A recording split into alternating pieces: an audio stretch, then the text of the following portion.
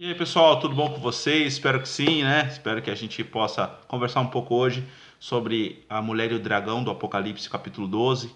Essa semana que passou, a semana do dia 11 dia 12 de maio de 2018, essa semana, você não é obrigado a saber qual semana que eu tô, né? Essa semana eu entrei numa live de um rapaz, que se intitula pastor de uma igreja, e ele fazia. Eu sigo ele até, inclusive, né? Porque eu morei na cidade onde ele era também de origem, né? Fui pastor lá. E esse rapaz ele estava dando uma aula, aparentemente, sobre Apocalipse 12, né? A mulher e o dragão. E eu fiz alguns comentários e ele me derrubou da linha, né? Do Instagram. E aí eu fiquei pensando, né? Falei, poxa, por quê, né? Por qual motivo? Eu não estava ofendendo, eu estava tentando fazer um diálogo.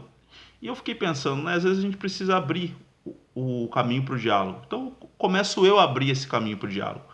Então, uma vez que ele ofereceu uma interpretação dogmatizada, fechada, cristalizada e que sem lugar para uma interpelação, para um diálogo, quero oferecer uma interpretação aberta, sem dogmas, sem cravar coisas absolutas, sem dar certezas, só lampejos, sinais, possibilidades de interpretação. E assim eu gostaria de fazê-lo nessa oportunidade, nesse momento, para que a gente possa então desmistificar essa imagem fechada, sisuda de alguns círculos religiosos que tendem a interpretar como única verdade exclusiva e absoluta aquilo que entendem sobre algum texto bíblico ou sobre alguma doutrina do cristianismo em particular. Então eu começo dizendo que o Apocalipse é um livro de símbolos e códigos, que ele está inserido numa cultura chamada uma cultura apocalíptica, que ela tem as suas origens biblicamente falando do cânon bíblico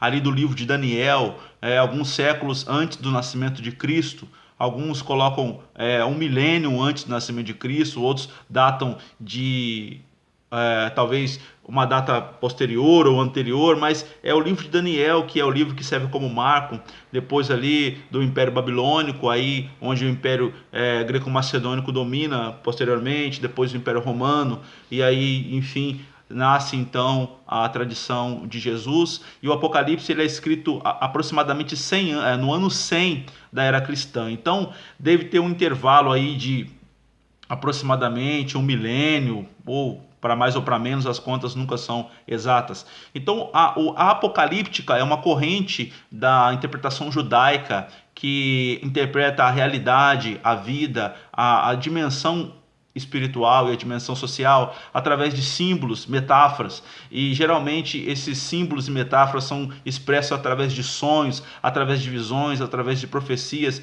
que os profetas em êxtase religioso, êxtase espiritual experimentam, e com isso fazem também uma crítica social, porque o mundo em que foi escrito a Bíblia, o mundo da fé, ele não é um mundo, ao contrário de que muitas pessoas pensam, um mundo alienado e alienante. Pelo contrário, esse mundo da fé cristã, ou da fé judaica, ou da fé de forma geral, é um mundo em que conjuga os fatores sociais, políticos e espirituais. A tentativa de isolar qualquer um deles na proposta de uma interpretação se torna uma tentativa falida, uma vez que a dimensão que se tem que compreender é uma dimensão integral, total, chamado também de dimensão holística humana.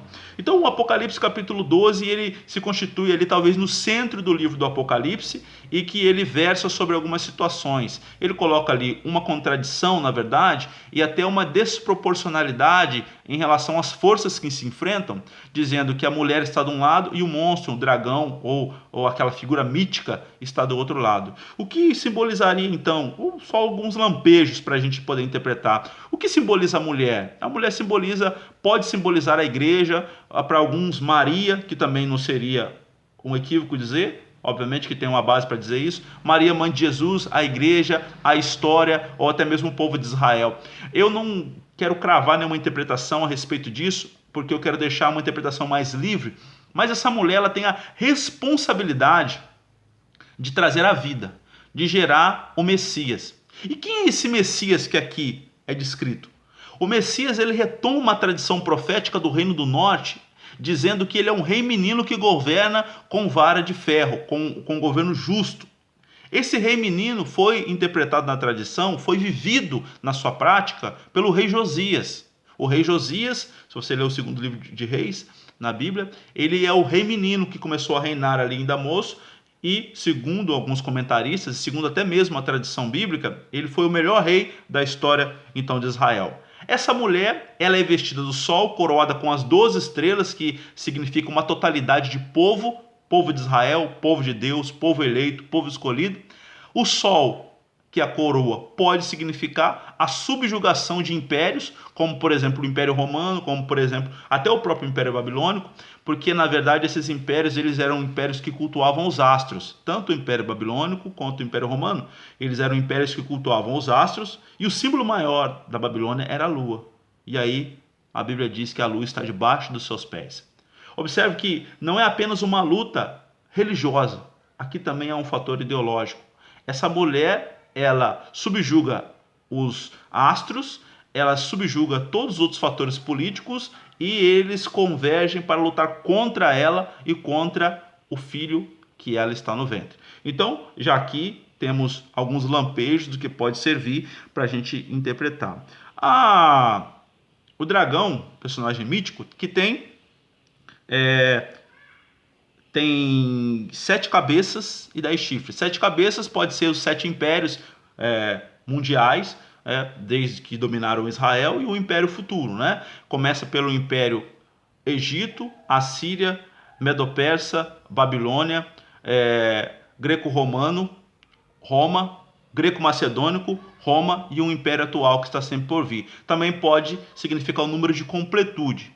Os 10 chifres pode significar os 10 governantes que dominaram ali, Nero, Calígula, Tibério e os outros que dominaram Roma, os destacamentos romanos na época que foi escrito esse livro. Então, ela vai para o deserto e passa ali alguns dias, 1260 dias dividido por 30, que é o número que dá um mês, dá 42. 42 são exatamente os números dos acampamentos de Israel em Números capítulo 33 da Bíblia, até chegar à terra de Canaã. Então esse número configura um tempo, né? 40 está sempre ligado a um tempo, 40, 42. 40 dias no deserto. O número 4 na frente sempre está ligado a um tempo de espera e de preparo. Então essa mulher ela vai para o deserto, ela é afrontada pela essa serpente, a serpente tenta ir para cima dela e não consegue. Depois se dá a ela, ela deu a luz, e ele vai regendo as nações, etc e tal. Ela luta contra Miguel, essa serpente luta contra o Miguel, que toma então a figura do livro de Daniel, mais uma vez, em que o príncipe da Pérsia lutou contra esse personagem também, Miguel, numa clara referência entre uma luta o quê? Ideológica, que se faz nas esferas superiores. Também, levando num ponto de vista espiritual, por detrás disso pode ter alguma questão espiritual, metafísica, ou ligada a uma coisa que a gente ainda não tem direito como aferir, porque é um mundo oculto, que ainda não foi desvelado. Mas está colocado aqui que foi feita essa luta e quem prevaleceu, na verdade, é aqueles que estavam do lado da palavra e estavam do lado do cordeiro e dessa mulher. E aí ela arrasta uma terça parte, como alusão àquela passagem que fala que Satanás, né, o inimigo, arrasta uma parte dos anjos consigo para fazer guerra, para atormentar a terra. Aparece também aqui uma outra referência dizendo que essa serpente se chama Satanás, Diabo e Satanás, Diabo e o antigo dragão, a antiga serpente, né? Todos esses termos são ligados, na verdade, a ideologias de impérios que dominaram Israel, né? A serpente está sempre ligada ao Egito. Quem é a serpente? Sempre ligada ao Egito. Quem é o dragão? Sempre ligado a uma dominação cruel, que trucida, romana, até mesmo babilônica, persa. Quem é o diabo? O diabo, na cultura persa, é aquele que divide. É aquele que divide aquilo que está sendo colocado. Então eu deixo esses pontos aqui para a gente colocar, para conversar, para falar, e espero uma interação aí dos meus amigos que acompanham esse canal e a divulgação para a gente manter aberto o diálogo. Tá ok, pessoal? Um abraço aí, a todos que têm contribuído e têm instigado essa reflexão. Forte abraço.